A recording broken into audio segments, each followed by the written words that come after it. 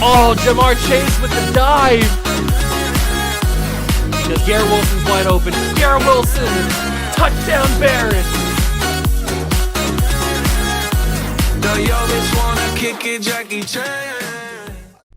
What's going on, guys? Welcome back to the video here in the World of Juice channel, and welcome back to another episode of the Houston Texans 10-year rebuild here on Madden 23. Hope you guys are excited because this is episode number 8, season number 8. We've only got 2 more episodes after this, and we've already won 2 championships. Now, in the last episode, we didn't make the playoffs, and we're kind of in, like, I don't know, we're kind of like spinning the tires, I guess. We're not really going anywhere. We're just right now. I don't really know what it is. Maybe it's because we've paid too many players and now it's coming back to haunt us. I don't know. We've already got 2 championships within the first 5 years, but after that 5th year, 6 and 7 have not been very good. Maybe we can change that with year number 8. I don't know. Let's find out. Hit that like button if you go on to enjoy. Subscribe to the channel. Join the Juice Club. And let's get started. So as we do for every single episode, we start with the season goal. And you know what the season goal is going to be at this point for this team. It is to win the Super Bowl. No surprises there. We've already won 2. So why not win a 3rd or a 4th? Or even a 5th? We've got 3 years. Why can't we go undefeated and win every single year? Because that's not how Madden works. This is what the team looks like headed into year number 8. CJ Stroud's still unbelievable. Jordan Addison's still unbelievable. Brandon Ayuk has started to regress a little bit, so that gives the opening to Marvin Harrison Jr., who has been the 3rd receiver since we brought in Brandon Ayuk, but now Harrison gets to be number 2, so maybe he can show why he is as highly rated as he is. Alvin Kamara, we re-signed last offseason to a new extension. He's going to be here for the rest of the time, but he's probably going to have to drop down to a backup role if he continues to regress the way that he has, because he was up in the 90s just last year, or I think. Maybe he was high 80s, I don't know, but now he's an 83, 84 with the boost, and he is, I don't know, maybe it's Moreland's time to take over as the number 1 running back. I have no idea, or we just get another running back. I don't know yet. The offensive line still looks really, really good. We just need Blair and Gore to develop a little faster and a little bit more consistently. And other than that, the offensive line's pretty good. Calvin Pryor's still a stud. And then on defense, we need to, I would prefer some development traits on Philbin and Mayer. But other than that, I can't really complain about what this defense is. I guess depth is the only thing that I could complain about with this defense, because we don't really have a backup D tackle that I trust. We don't really have any backup defensive linemen that I trust at all. Even Arthur, who's had pretty good seasons as strong safety, he's just so low of an overall that it's hard for him to impact a season like I would want my strong safety to do. But we did bring in Lucas Van Ness in the offseason. We brought in Jeff Okudah to be a backup depth piece in the corner spot. So I like the way that we have 4 corners now who are hopefully going to be the 4 corners that we have the entire rest of the season, or the rest of the simulation the next 3 years. As long as we can re-sign them. And obviously we've got Bosa, we've got Anderson Jr., who are both awesome and probably future Hall of Famers. Certainly Bosa is on track to be a future Hall of Famer in this, but maybe Will Anderson could get there, I don't know. But we've got to simulate year number 8 and find out how good this team is. I will see you guys at the mid-season mark. We've made it to the halfway point of the season. We are 6-1 on the year. That's good for a pretty good lead in the AFC South. This team is performing up to expectations. This is around where I wanted us to be, expected us to be. I do want to check, did I change the schemes? I don't remember. I think I did. It's been a little bit since I recorded that last episode. Okay, yeah, I did. I changed to the KC playbook and the Buffalo defensive play. I think I did that the previous season with the defense playbook, but I did move to the KC playbook, so no wonder we're performing the way that we are.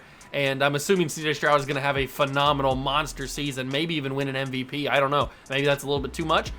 We'll find out, though. We will find out, because I like the way this team is looking. We should be getting some upgrades, and we should be getting some morale boosts, which should even further up the overall of some of our players. Marvin Harrison is a 95. We've got Kamara still playing well. Moreland. CJ Stroud's up 3 to a 99, so yeah, he's having a phenomenal year. CJ Stroud is playing unbelievably, I would assume. I haven't taken a look at his numbers yet, but just by his rating going up to a 99 with the morale, He's playing amazing. Stump is playing good. All the corners are playing good. Everybody's playing amazing with the morale boost. Yeah, a lot of them are just +1s, but everybody is playing really, really, really well with this new change in the playbook and with the offensive defensive schemes as a whole. So we're a 97 offense, 88 defense, 92 overall, and we're 6-1 halfway through the year. Let's see if we can continue that hot streak, go to the playoffs, and be the 1 seed. I don't know. Let's find out. We've made it to the end of season number 8. We're in the playoffs, and we continued that hot streak. We only lost one other game the second half of the season. We finished 15-2, obviously the number 1 seed, obviously won the division.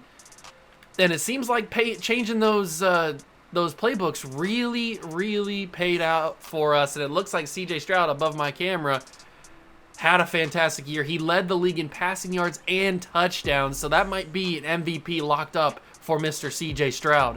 5,300 yards, 51 touchdowns to just 8 interceptions. Oh my God, that's a fantastic season for C.J. That's a fantastic season for any quarterback. That has got to be MVP numbers for C.J. Stroud.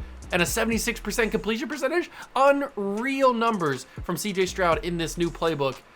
On the running game, kind of took a little bit of a hit, but that's also maybe due in part because Alvin Kamara is a little bit lower of an overall. Maybe he only averaged 3.6 yards per carry. Maybe he kind of took a step back, plus the combination of that and the playbook change. I don't know, because Casey's playbook's not really known for having amazing running back production, so maybe that was a combination of it. He had 996 and 4 touchdowns. Philip Moreland might be the new number 1 next season. I don't know. We'll see. We'll judge. He's got 15 touchdowns. He seems to be the go-to goal line back, and he is 355 yards. Not crazy, but it's still pretty good. Jordan Addison has a phenomenal season. 1,700 yards, 20 touchdowns. Absolutely unreal. I wouldn't be surprised if that's Offensive Player of the Year numbers right there. Calvin Pryor had 1,100 yards and 9 touchdowns. Marvin Harrison still didn't get over 1,000 yards, but he had a very productive season nonetheless. And Brandon Ayuk kind of fell into that third-string receiver role, which seemed to be fine for what he needed to do. 58 catches, 692, 6 touchdowns. I mean, he did fine for what his role is. I'm not expecting him to be up in these numbers like this anymore because he's a little bit older. He's regressing a little bit. Same thing with Kamara. On the defensive side of things, we've got 131 tackles from Marquise Philbin. He needs to go up to star development. He's had, every single year he's been in the league, he's had 100+ tackles. He's had amazing tackle for loss numbers. He's had great interception numbers. Like, he's been the best player on the linebacking core. He's been amazing. And so he probably deserves to go up to star, even if he doesn't get it naturally. Maybe we just move him up there anyway, because he probably deserves it. Kenny Jordan, the 6'2 corner out of Clemson we drafted a few years ago, who we thought was going to be X Factor, who thought was going to be generational, ended up being only superstar. Still a really good player, but not generational, so to speak. But he's still having a great year. 90 tackles, 2 interceptions. Nick Bosa, 85 tackles, 19 for loss, 19 sacks. I mean, he's having a great year as well. Jeff Okudah comes in his first year here, 85 tackles, 2 picks. Tackle for loss leader, I'm assuming is going to be Bosa. It is. Will Anderson had 16, and everybody else had about under 10. And then we go to the sack leader. It looks like it's going to be Anderson Jr., and it is as well.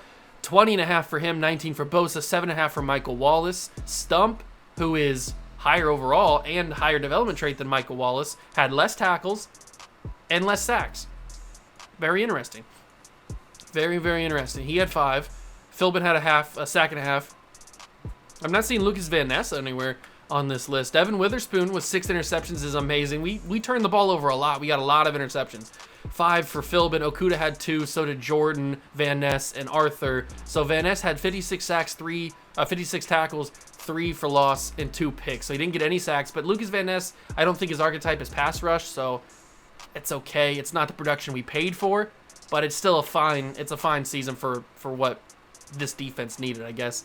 And then Jason Sanders had 12 for 15, 80 percentage, 56 yarder. It doesn't really matter with the kicking stats. But C.J. Stroud, I'm expecting MVP for him. But remember, we've had seasons like this in the past. We've had 15-2 seasons. We've had 14-3s. We've had those kind of huge seasons, and we've fumbled in the playoffs and lost in like the first or second round. So I'm not getting my hopes up here. I hope that we beat the Browns, obviously, to get a 3rd championship, or on track to win a 3rd championship. But I'm not expecting anything here. I'm expecting Madden to screw me like it usually does. And look at that. 24-19, we lose. How is that possible when we have a possible MVP quarterback and a 15-2 team in the regular season and probably the best team in all of football. How do we lose in the divisional round to a team that barely made it with 10 wins? Your guess is as good as mine. So that is another loss in the playoffs for us. Very frustrating. I mean, we have a 99 offense. How do we lose? I don't know. But I'm not questioning it anymore. It's just the way this game is. It's horrible sim engine, man. It's a horrible sim engine, especially when you get to the playoffs. But it is what it is. We move to the Super Bowl to see who's playing in it. And then we will see if CJ Stroud did actually win the MVP. So it's going to be Eagles and Ravens in the Super Bowl. No surprise there with the Eagles.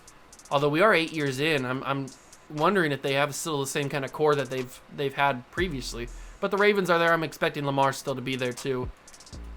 Who's gonna win? I'm gonna pick I'll pick the Eagles. Eagles take the bowl this year over the other birds. It's bird versus bird in the Super Bowl. Who is gonna take it home? It is going to be the Ravens. Actually got it. Okay, very interesting there. Very, very good for them. They take home a championship, another one. I think they're first since 2012, at least in this simulation. I don't think they've won a previous one. But let's finally see if CJ Stroud did win the MVP of the league. I would expect him to, and he does. He takes home the MVP of the league. BJ Ojolari actually won the Super Bowl MVP for the Ravens, which is pretty cool. CJ Stroud wins MVP. We win Coach of the Year, and Jordan Addison did get Offensive Player of the Year. That's absolutely awesome. So we sweep the board with that. And then Mozzie Smith wins Defensive Player of the Year.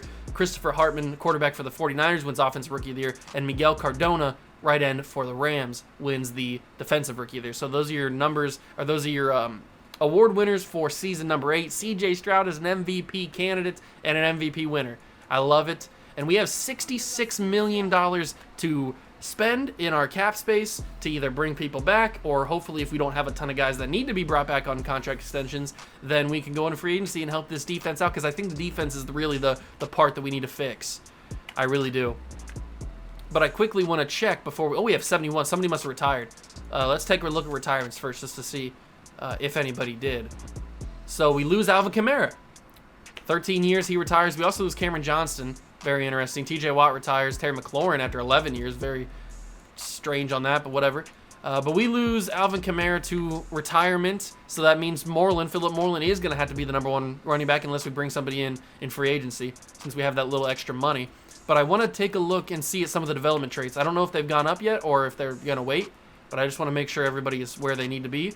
So Marvin Harrison dropped down. That's not going to be happening. He's going to go back up to superstar because he's a superstar level player, and he had like 4 yards under 1,000 yards or whatever it was. So he doesn't deserve to go down to star. He had a good year. He's back up to superstar. And then we can go to the defense and make sure everybody's cool over there. Let's see. Yeah, looks like everybody is cool. And Philbin did naturally go up to superstar, or go up to star, which is awesome. Okuda drops to normal. Not the worst thing in the world. And it looks like Arthur also dropped to normal. I'm going to let that one slide. I don't think he had that great of a year anyway. He did okay, but he didn't have that great of a year. And I'm glad that Philbin did, because I was going to move him up regardless. But I'm glad that he did it naturally. So that's pretty good. I like the way that looks. So let's go into negotiations and see just who needs a new contract. Players that are ready to negotiate, we got 12 of them, so not that many. And we've got $72 million, and Will Anderson needs a new contract. Okay. Luckily, he wants to be here. Bosa needs a new contract, and we got to pay him like an edge rusher. He's 32 years old. Nick Bosa, you're killing me, man. He's still a 99. We have to pay him. Wow, okay. These are a lot of players that need new contracts. I don't know if we're going to be able to bring all of them back, especially when Bosa wants almost $100 million. Obviously, we're going to go for Will Anderson Jr. first. We're going to give him a 3-year deal just to kind of make sure he's here for the rest of the time, even though a 2-year deal would have been enough anyway. And we're going to try to pay him this and see if he accepts. He wants to be here. Really, Anderson? Really? You couldn't just see the landscape of the negotiations with the rest of the players and not accept? That was an amazing contract, and you want to be here. Why don't you want to accept that? Why wouldn't he accept that? That's crazy that he didn't accept that. I gave him a massive contract, and he said no. And Bosa says no too. What are we doing? I'm giving these guys crazy contracts and they want to be here. Why are they saying no? I have no idea why these guys are saying no. They're getting massive contracts. They've already had massive contracts in their careers, and now they're asking for more massive contracts. And Tristan Wirfs says no too. What do I have to do? I know that he didn't want to be here, but what do I have to do to re-sign somebody? Why is everybody being so stubborn and being so stingy with not accepting contracts, especially when they want to be here? What is going on? I can't afford to give these guys. Devin Witherspoon's back, that's fine. But I can't afford to give them the money that they want. Not everybody. I can't pay everybody. Elijah Vera Tucker we want back because we don't want to mess up that offensive line chemistry that we have. Although we might be messing it up with Tristan Wirfs, but we'll try to trade him, I guess. See what happens there. Please accept that. Thank you, Vera Tucker. So Vera Tucker's coming back.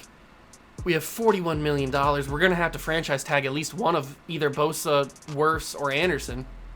DeMario Blair, he's not worth too much. Definitely want to bring back Philbin. Definitely want to bring back Philbin, and he wants to be here.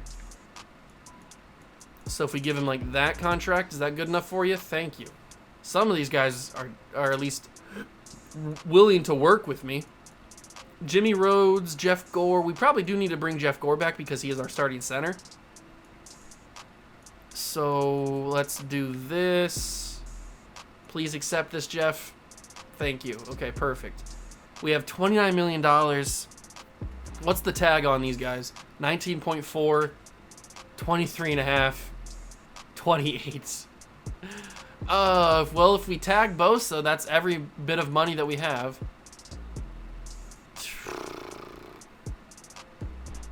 We got to bring back Arthur because he's our starting safety.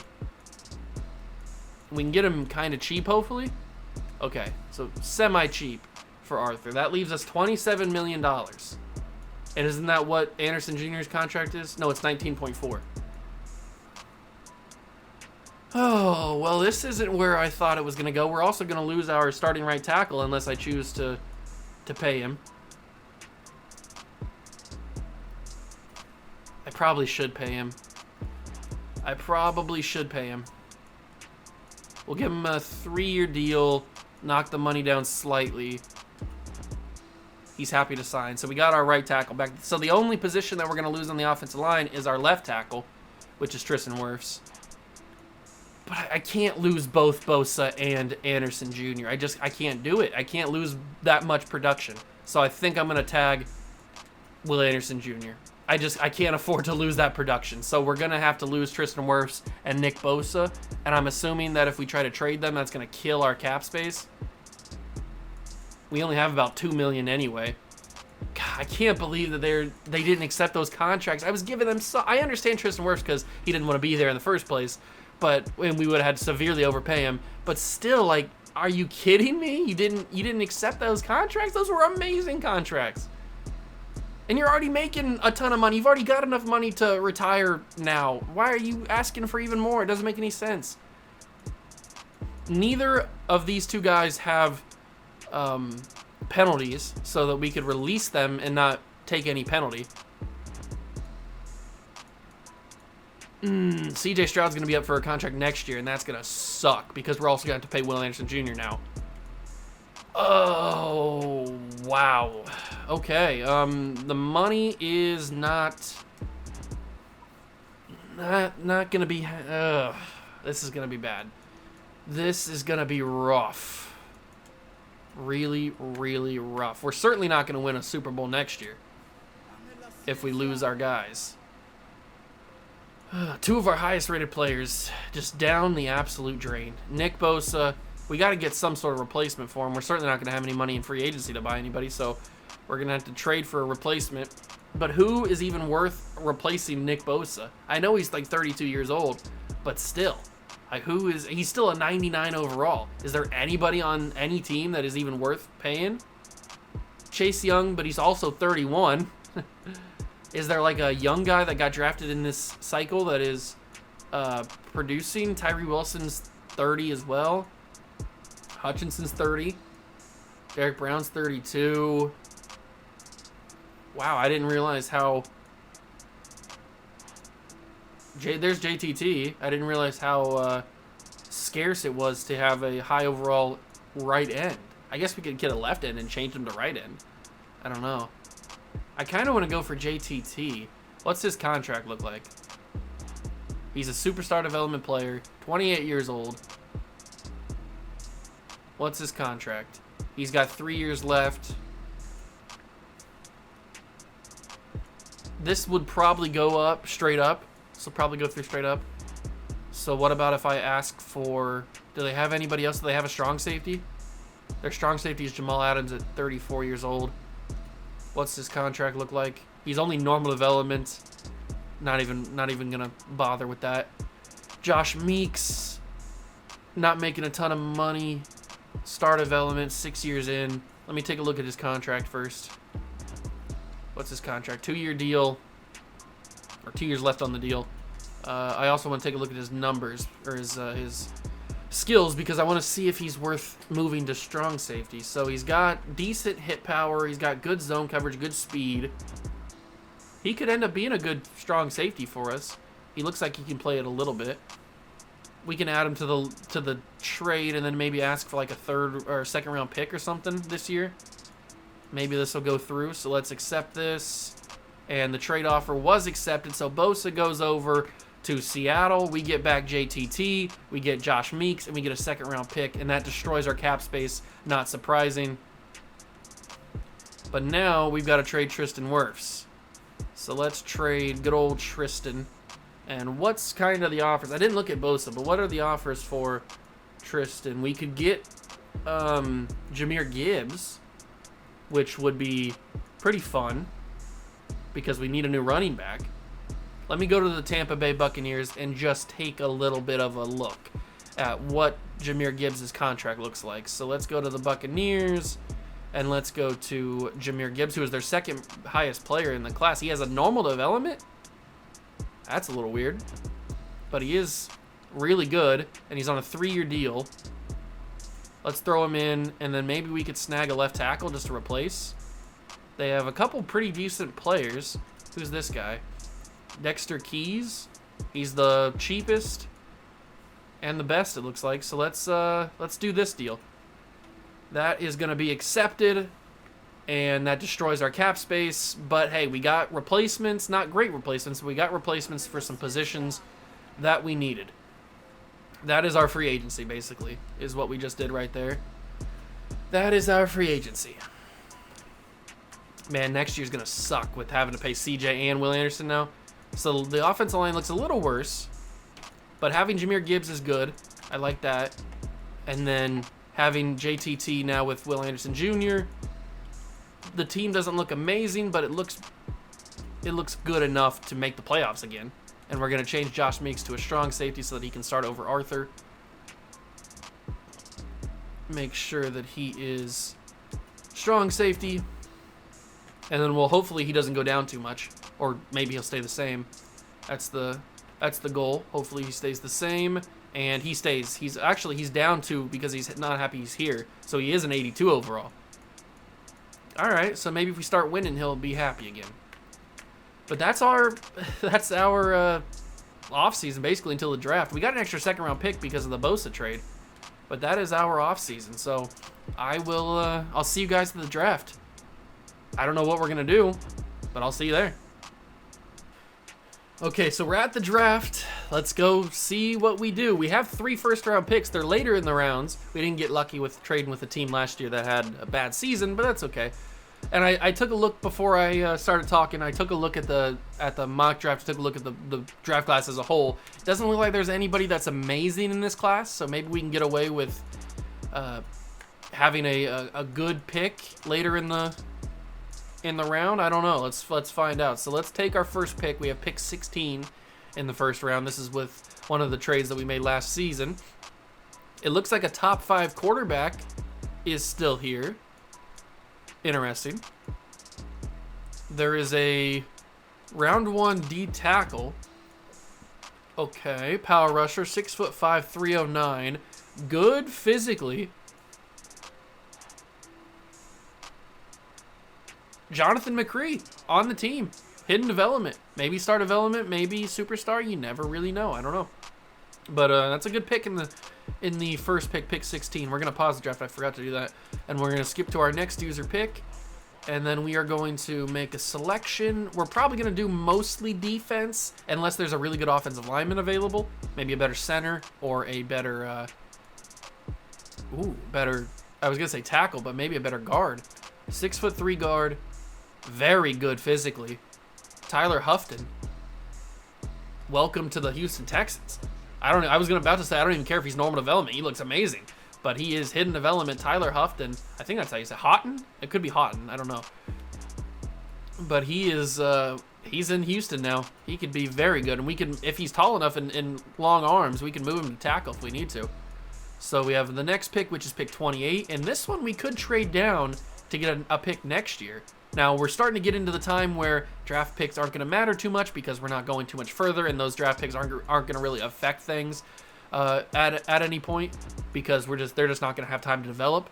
So this is when we start either trading away picks for other players or stuff like that. So we've got Justin Gordon here, who looks pretty good, but I don't know if I want to take him in the first round or not. He looks like a pretty... If he's there in the second round, maybe we take him. But I don't really want to take him there. We've got a 6'2" corner. We've got this guy. What's his name? McDougal or something? McDowell. Greg McDowell, 6'2". Really good physically. We don't know about his zone coverage. Or his man coverage. The man coverage looks bad. C to F range. That's never good. Especially for a corner. So we're going to let him, or especially for a safety, so we're going to let him go a little bit. Who's this guy? 6'4" receiver. Dre Sherwood. Good jumping. Decently fast. Probably in the low 90s speed. He looks pretty good as a receiver. He's got great catching, great short route running, good release. Do we take him or do we just... let it ride with what we have? Do we trade back? He could be there at our next pick. He could be there at our next pick. I don't know if he will be. We have pick what? Pick 13 in the second round. I don't know if he would be there or not. But to get a fourth receiver, especially with Brandon Ayuk starting to drop a little bit, that might be something to look out for. We can get first round picks for this pick, obviously, next year. We're not going to be able to get a first-round pick for the pick 13. I think we need to take this receiver. I think it's time to start taking guys that are going to help us win. And I think Dre Sherwood or Norwood, whatever his name was, I think he can help us win. So where's he at? Dre Sherwood. We're going to take him. He looks pretty good. He's, what, 6'3", 6'4", 230. He's a big body, physical receiver. We're going to take him. Only normal development, but that's okay. He's probably going to have a mid-70s overall. He looks really good. He's got 89 agility, 80 acceleration, 96 jumping, 92 speed, so I said he was going to be in the low 90s. He looks really good, and he's 6'4", 230. He's a big body. So that's a good pick. I like that pick. He doesn't have normal, or he only has normal development, but I still like the pick. And he can probably help us win. He can probably help us win. So we have two picks pretty close together here. It's 13 and 16 in the second round. Is there anybody that wants to give us a first next year? Probably not. I wouldn't think so. It doesn't look that way. I didn't expect them to. I don't know. I wouldn't. Oh, Philadelphia. I know they just won they just went to the Super Bowl. But Philadelphia with that extra first round pick might be very, very useful. Yeah. Gotta take it. When there's the first round pick, no matter how bad it is, no matter what projection it is, you gotta take a first round pick when it's offered to you, because it could end up changing in value. Maybe the Eagles have a bad year. I'm assuming they're not going to, but maybe they do for some reason. And now this one, we check to see if Kansas City, because Kansas City was the only other team offering us a first round pick. So maybe they'll do it again, and we can get 3 first round picks again. Now they'll probably be in the late first round, but hey, a first round pick's a first round pick. And they are offering me a first round pick next year. Kansas City, I can't deny a first round pick. I just can't do it. I can't. I know they're valued at 31 and 32 next year, but I cannot deny a first round pick. And you know what? I think I'm just gonna let the CPU handle the rest of the draft. I got my first round picks. There's not gonna be one for the third second round pick that we have in this draft. So I got the first round picks that I needed. We now have 3 first-round picks for next season like we did for this year. Maybe the Eagles and Chiefs have bad seasons. I'm expecting those draft picks to be very low in the first round, very late, like 30s where they're projected now. But hey, a first-round pick is a first-round pick. Let's take a look at our guys. 71 overall for the D tackle that we took at 16. That's not great, but he is hidden development, so that helps a little bit. 77 for Tyler Houghton, or Houghton, however you want to say his name. And Sherwood ends up being a 75. Okay. I like the sound of that. And then Devin Reedy they took in the second round, the last second round pick that we had. He ends up being a 76. We got a lot of picks out. A lot of these guys are in the 60s, which isn't great, but hey, it is what it is. Was this draft class as cheeks as I thought it was? It looked pretty cheeks.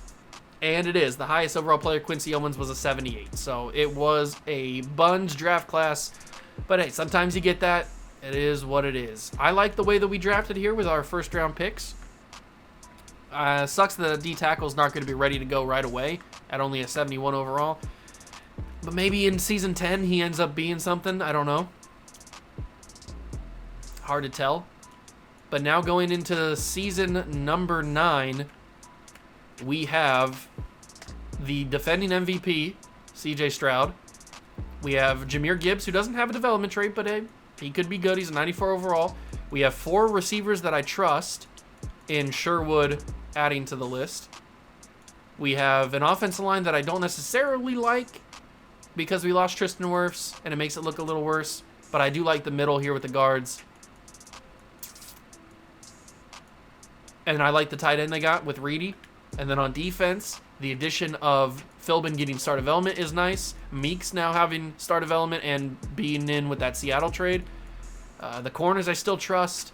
The D tackles I like. I mean, Wallace had a really good year last year, so I trust him to back up Stump. And obviously I trust Anderson Jr. and JTT. Oh, it'll be an interesting 9th season, that is for sure. And we've got to pay some people. We got to pay Anderson Jr. because we just franchise tagged him this season. So we're going to have to pay him, and we are going to have to pay CJ Stroud, which I'm not happy about. But hey, we're going to have to pay him unless we want to have season 10 just be a complete wash and we just trade away everybody. That's a possibility, but I don't really want to do that. We've won 2 Super Bowls, but we've kind of gone downhill ever since that 5th season when we won that Super Bowl. We'll find out what happens next episode in season number 9. Hope you guys enjoyed this one. It was kind of a frustrating one with the contract extensions, but that's what happens. Sometimes people are stubborn. People are stubborn. They don't want to move. And I'm stubborn too, so. Hope you guys enjoyed. If you did, leave it a like. Subscribe to the channel. Join the Juice Club. Thank you so much for stopping by and watching. I truly appreciate it. And I will catch you guys in the next one. Peace.